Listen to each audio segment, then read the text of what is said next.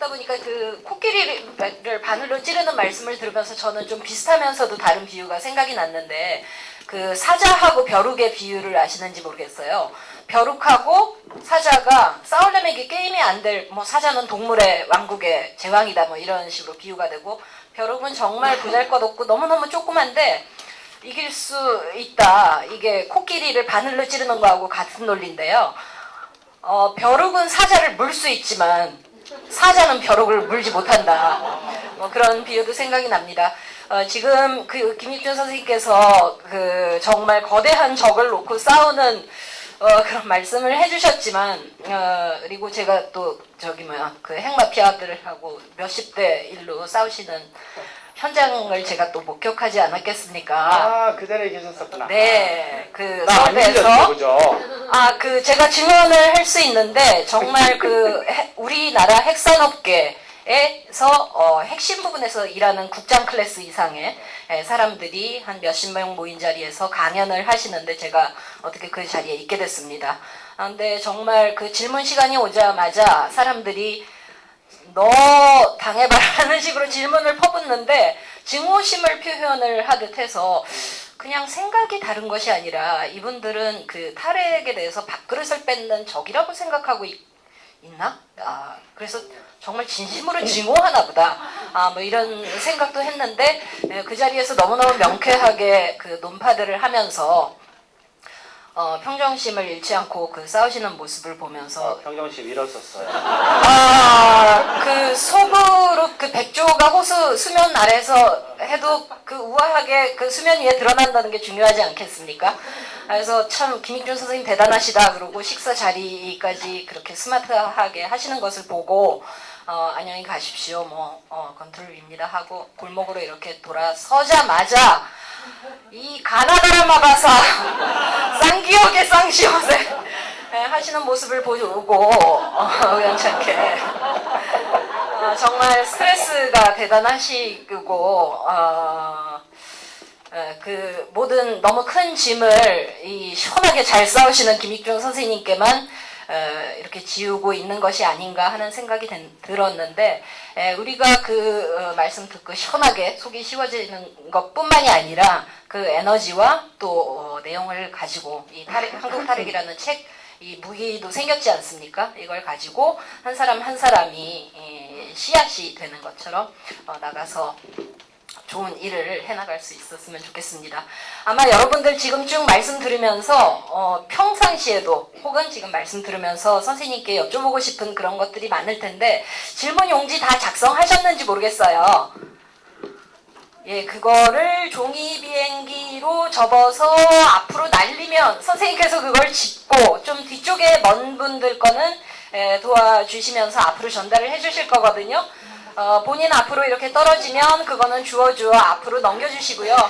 저렇게 잘 안 날리는 경우도 많을 겁니다. 그러면 바로 앞에 본인 앞에 떨어진 사람들이 그걸 도와서 앞으로 날려주실 거예요. 자, 김익준 선생님께 그러면 좀 궁금한 점들 종이 비행기로 날려볼까요? 발사! 날아가나요? 본인 앞으로 날아오면은 비행기 개선을 계속 넘겨주세요. 예, 여기 아주 좋은 질문이 왔는데 아주 과학적인 거네요. 무슨 질문이냐면 수소수를 마시거나 목욕을 하면 방사능을 조금이라도 피폭량을 줄일 수 있다는 얘기가 있는데 그게 맞냐 얘기예요.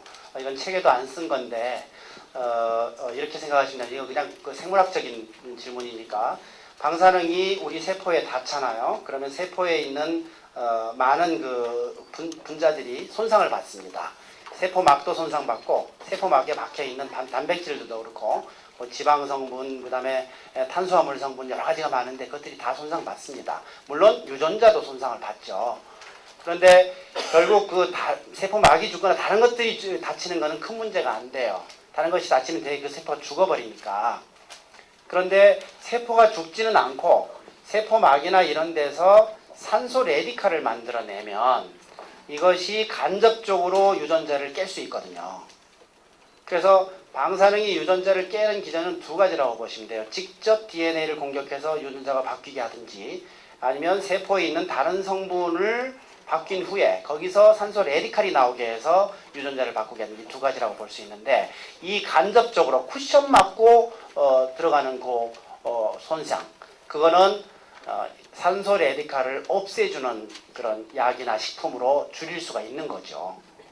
그래서 우리 보통 그 산소 레디칼 스캐빈저 이렇게 얘기하는데, 비타민 C도 거기 들어가고 비타민 E도 들어가고 뭐 이런 식으로 해서 산소 레디칼을 없애주는 그런 식품이나 약물이 그 간접적으로 DNA 깨는 거는 줄여줄 수 있다고 저는 생각해요. 근데 실험적인 데이터를 내가 본 것도 아니지만 저는 이제 면역하고 이거 공부하는 사람이니까 가능하다고 생각합니다. 그렇지만 직접 DNA를 깨는 거는 아마 영향이 없을 거다, 그런 생각이 듭니다. 네, 질문 용지가 굉장히 많이 오고 있어서 짧게 많은 분들 거를 소화를 해봤으면 어떨까 싶은데요. 탈핵활동 시작 후에 한국 탈핵에 나와 있는 거 아닌 질문 주로 예. 책을 보셔야 되니까요. 탈핵활동 시작 후에 선생님에게 일어난 가장 큰 변화는 무엇인가요? 굉장히 바빠졌어요.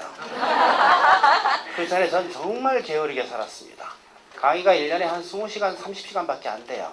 그러니까 출근도 정말 잘 안 하고, 이게 비밀인데 총장님한테 얘기하면 안 돼요. 상당히 뭐 이렇게 게을르게, 정말 저는 교수평가하면 거의 캠퍼스의 꼴찌였었어요.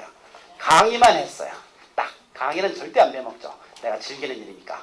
그래서 강의 시간만 기다리자, 이렇게 살았었는데 지금 굉장히 바빠졌습니다. 그게 제일 큰 변화고요. 모든 걸 다 내려놓고 무인도에 가신다면 그곳에서 뭘 하고 싶으세요? 반핵운동은 절대 안 할 거예요. 뭔가 다른 재미를 구하겠죠. 그거에 정반대되는 질문이 있는데, 만일 우리나라 원자력 발전소가 폭발한다면 어떻게 하시겠습니까?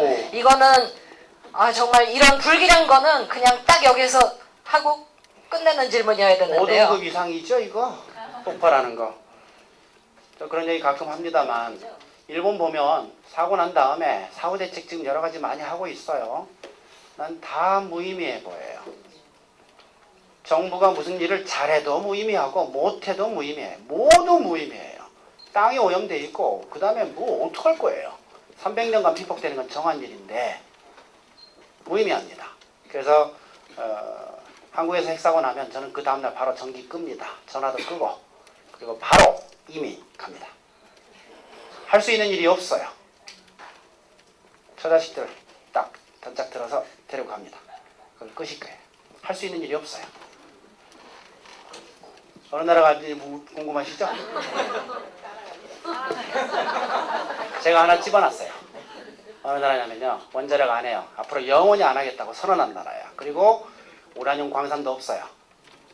그리고 GMO도 안 해요. GMO 상품이 들어오는 것을 세관이 막아요. 그런 나라예요. 미국의 핵잠수함이 옆으로 지나가는 것도 허용하지 않습니다. 멀리 가! 이 동네 가지마! 그런 나라 있어요. 아시죠? 네 글자. 남반부에 있는, 호주 옆에 있는 긴 나라. 아주 마음에 들어요. 혼자 좋은 데로 도망가시는 꼴을 안 보기 위해서도 절대로 그런 일이 안 벌어지도록 우리가 해야 되겠습니다. 스키지 정말 살인적입니다. 이름을 이동이 많으신데 건강관리와 마인드 컨트롤을 하는 방법이 있으시면 알려주세요. 이거 뭐 스타도 아니고 이런 걸 물어봅니다. 저는 건강관리 할 시간이 잘 없어요. 운동도 잘 못하고요. 운동할 시간 잘 없습니다. 주말에 강의가 없으면 그때까지 밀렸던 이메일 숙제를 해야 돼요. 원안위에서 온 그 서류들을 검토해야 되고, 여기저기서 글 써달라는 것도 있고, 숙제들이 쫙 몰려있죠. 그래서 주말에는 그거 다 숙제해야 되거든요. 놀러 못 갑니다. 그래서 적어도 잠은 자자. 그래서 잠자는 건 포기 않고 잡니다. 졸리면 그냥 잡니다. 다음날 저쪽에서 강의해요. 가고 있어요. 근데 11시쯤 됐는데 졸려요. 그럼 들어가 버려요. 그래서 모텔에서 자버려요. 그리고 그 다음날 또 가서 합니다. 잠자는 거는 절대 무리하지 않는다. 그거 말고는 비법이 없습니다. 그러다 보니 자꾸 굶고 또 살도 빠지고 그렇기도 하는데, 잠은 안 부족해요. 무조건 자요. 어떤 계기로 핵이 관심을 갖기 시작했나요? 저는 경주 살다 보니까 그렇게 됐습니다. 경주에 원전 5개 있고 하나 또 짓고 있고 방배장 또 짓고 있고, 발행운동을 시작하게 된 거는 5년 전에 우연히 어떤 예쁜 아가씨가 같이 하자고 꼬셔서 그래서 들어간 거예요. 그 예쁜 아가씨가 환경운동연합의 양이원영 처장이에요. 경주까지 와서 내 연구실에 와서 눈이 빠글빠글해요. 말도 무지하게 잘해요. 근데 반영운동 같이 하자고 꼬신 거예요. 그땐 처녀였어요. 그래서 이제 쫄쫄쫄 쫓아갔더니 그냥 이렇게 돼버린 겁니다. 원자력은 사양산업이라는데 왜 빌 게이츠는 한국 와서 4세대 원전 희망에 대해서 얘기하나? 빌 게이츠는 원자력 사업자입니다. 핵마피아예요. 이 사람 그 박근혜 대통령 되자마자 청와대에 와가지고 소듐 고속중식로 팔려고 왔어요. 그걸 선전하고 갔어요. 그래서 윈도우를 팔다가 요즘은 원자력 발전소로 팔러 다닙니다. 세일즈맨이에요. 사업가. 돈 되면 뭐든지 하죠. 다 죽어도 된다 이렇게 보는 거예요. 소듐 고속중식로 이 책을 보면 아실 수 있어요. 지구상에서 가장 위험한 원자로 소듐 고속중식로. 그거 지금 한국에 팔려고 눈 뻘개져 가지고 있는 겁니다. 나쁜 놈이에요 그냥. 빌 게이츠. 앞으로 절대 존경하지 마십시오. 경주의 양남 양북 간포 지역의 암 발병 비율과 경주 시민의 암 빌성 차이에 있나요? 있어요. 원전 주변에 5km 안에 사는 사람들은 암 발생이 높습니다. 여성 갑상선암 150% 증가, 2.5배 걸려요. 그리고 여성 유방암 50% 증가, 남성에서 위암 30%, 간암 40% 증가합니다. 그 역학조사로서 나온 결과고 학회에서 정식으로 공식적으로 발표했습니다. 그리고 그 역학조사를 그걸로 끝내려고 해서 그러면 안 된다. 그렇게 지금 하고 있죠. 그래서 그 후속 조치를 지금 연구를 올해부터 시작을 하게 했고요.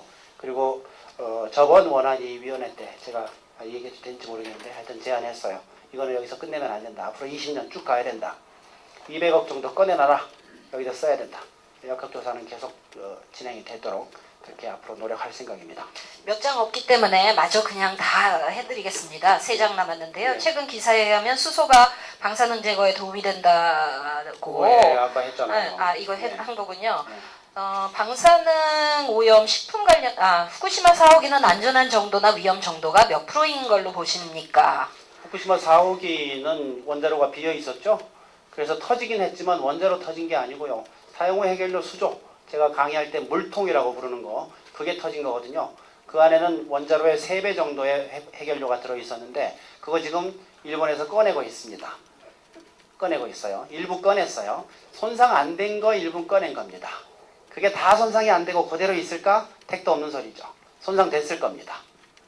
그래서 해결료 봉이 반듯해야 되는데 이게 굽어져 있거나 아니면 터져 있거나 우라늄이 나와 있거나 그럴 거란 말이죠. 근데 이거를 위에서 꺼내려면 모양이 반듯해야 그대로 쭉 나오는데 이게 구부러져 있으면 안 나올 거예요. 이거 어떻게 할지 잘 모르겠어요. 굉장히 궁금해요. 그리고 그거를 사람이 들어갈 수도 없고 피폭량 워낙 많으니까. 우라늄이 지금 깨져 나와 있단 말이에요. 그 물속에 그냥 나와 있던 해결료 봉 밖으로 삐져 나와 있는 상황이니까 그거 어떻게 할지 굉장히 궁금해요. 일단 인텍트한 거, 손상 안 된 것들은 지금 일부 지금 꺼냈습니다. 그걸 아마 지금 성공할 것 같아요. 그것까지는. 손상된 건 어떻게 할 거냐 모르겠어요. 아마 자기들도 모를 겁니다. 나머지는 식품 방사능에 관한 건데요. 이거 한살림에서 결정한 기준치에 대한 견해를 여쭈었고요. 또 방사능 안전급식 조례를 추진하는 분이 주신 질문 같은데 조례에 기준치를 명시하는 게 필요한 거 아닌가 싶은데 어떻게 하면 좋을까요? 합해서. 그건 좀 얘기가 복잡한데요. 한살림이 어쨌거나 기준치를 국가 기준치보다 좀 낮게 나름대로 설정하셨잖아요. 굉장히 고맙게 생각해요. 진짜로. 그렇지만 그건 불법이에요. 정부가 정한 기준치를 지들 마음대로 낮춘 거잖아요. 불법이에요. 굉장히 고맙게 생각합니다. 근데 어차피 그 기준치라는 게 의미는 없잖아요. 아까 그 그래프 아시죠? 의미는 없잖아요. 그래도 관리 기준치를 그렇게 낮게 가져가 준다는 거는 사람들한테 굉장히 안심감을 줄 겁니다. 나도 고맙게 생각하지만. 그리고 그 효과가 분명히 있을 거라고 봅니다. 선생님, 그다음에, 너무너무 다들 진지한 질문을 해주셔서 이거를 다 소화를 해주셨거든요. 정말 공부 열심히인 청중들만 다 오신 것 같아요. 그래서 제가 좀 실없는 질문을 드리려고 하는데 개미와 배짱이 있잖아요. 선생님은 어느 쪽이신가요? 개미와 배짱이. 저는 별명이 배짱이었는데요. 네. 대학 때 왜냐면 나는 저 기타만 들고 그냥 있으면 다 용서해 줬어요. 무슨 MT를 가든 뭘 하든 친구들이 다 일을 하고 나는 노래만 하고 있으면 됐었어요. 그래서 뭐 MT 가면 왜 대학생들 뭐 이렇게 뭐 불도 떼고 밥도 하고 설거지도 하고 막 봉사 활동도 하고 막 하잖아요. 곡괭이질도 하고 농활 이런 거 가면 저는 노래만 했어요. 그래도 다 용서해 줬어요. 제가 설거지 하려면 야 너는 여기 앉아 노래해 그랬었어요. 그때는 꽤 노래 잘했었어요. 들을만 했었을 겁니다. 근데 지금은 뭐 완전히 술과 담배로 거듭났고 목소리도 거기다 노래 안 한 지가 오래돼서 아니 저기 너무너무 그 타력 활동을 하시면서 쉴 새도 없이 뭐 옛날에는 하루에 몇 시간 일했는데 지금은 하루에 16시간, 18시간 일한다는 말씀을 하시고 저희가 보기에도 그렇지 않습니까? 동해 번쩍, 서해 번쩍. 도대체 언제 어디서 어떻게 쉬시나 하는 생각이 들 정도의 그런 모습을 뵈면 야 개미도 이런 거 개미가 없구나. 탈핵 세상을 맞이하기 위해서 이렇게 부지런히 일하시는구나. 개미다 그렇게 생각을 했었는데 어느 순간에 제가 언젠가에 그런 얘기를 들었는데 한 사람이 일생 동안 할 수 있는 일이 정해져 있다. 나는 20년 열심히 놀았기 때문에 지금 해도 이 평균 아직 이하예요. 저는 뭐 굉장히 게을렀습니다. 교수도 계속 꼴찌하면서 겨우겨우 진급할 수 있을 만큼만 논문 쓰고 그 다음에 교수 딱 되고 정년 보장 된 다음부터는 이러고 있었거든요. 옛날에 그렇게 일을 안 하셔서 지금 벌 받느라고 부지런히 일하시는지 홀에 3대 농담이고요. 어쨌든 그렇게 개미의 모습을 보여주시는 선생님이 진짜 이런 개미가 없으시구나 하다가 어느 순간에 그 노래를 하시는 것을 보게 됐어요. 그리고 조금씩 접하다 보니까 이분은 정말 본능이 어쩌다 이 방사능 시대를 만나서 어쩔 수 없이 개미가 되신 분이지 본능은 배짱이시구나라는 것을 제가 알게 됐습니다. 그래서 제가 드리는 말씀이 배짱이의 본능으로 개미의 삶을 사시는 분이신데 오늘은 좀 강연도 평상시와 달리 편안하게 해주셨고 지금 여러분의 궁금한 점도 많이 풀어주셨는데요. 배짱이의 본능을 마음껏 좀 잠시지만 짧은 시간이지만 펼쳐주셨으면 하는 바람으로 여러분들 노래를 좀 청해 듣겠습니다. 진짜 못해요 이제는. 40대 중반까지는 했었는데 7, 8년 전부터 완전히 큰일 났네 이거. 노래 그냥 한 개만 하든지 뭐 하여튼 기타는 가져왔습니다.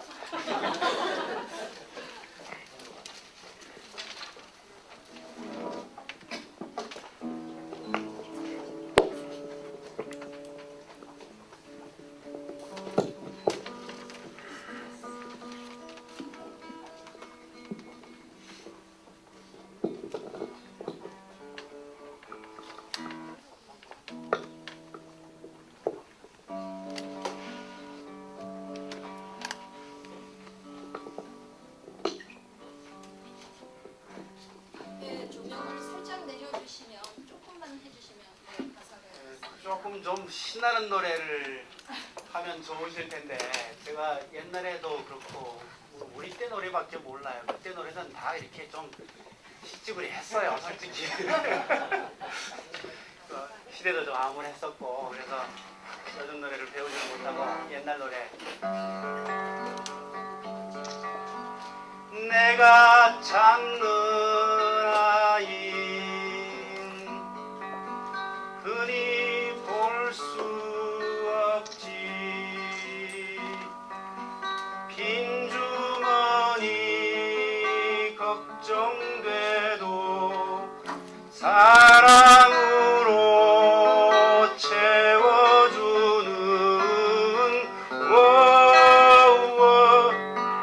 흔히 없지 볼 수 없지 내가 찾는 아인 흔히 볼 수 없지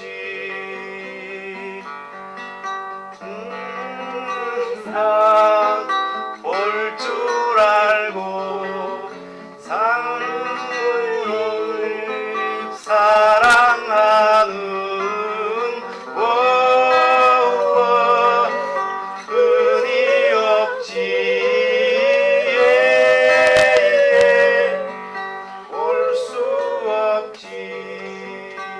여러분들 같이 합시다. 내가 찾는 아이 흔히 볼 수 없지 내 마음이 얼핏 꿈에 볼 수 있는 얼핏 눈에 볼 수 있는 흔히 없지 볼 수 없지 흔히 없지 볼 수 없지. 박수.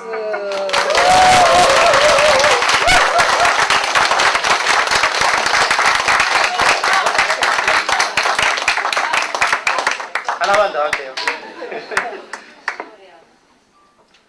아, 그 노래도 괜찮은데 저도 좀 신나는 거.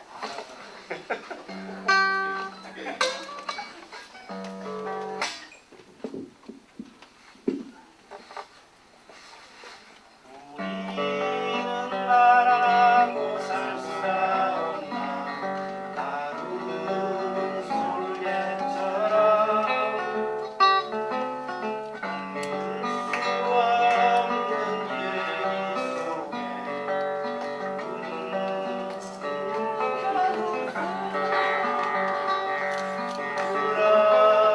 하늘을 보면 아련한 친구의 모습 수많은 농담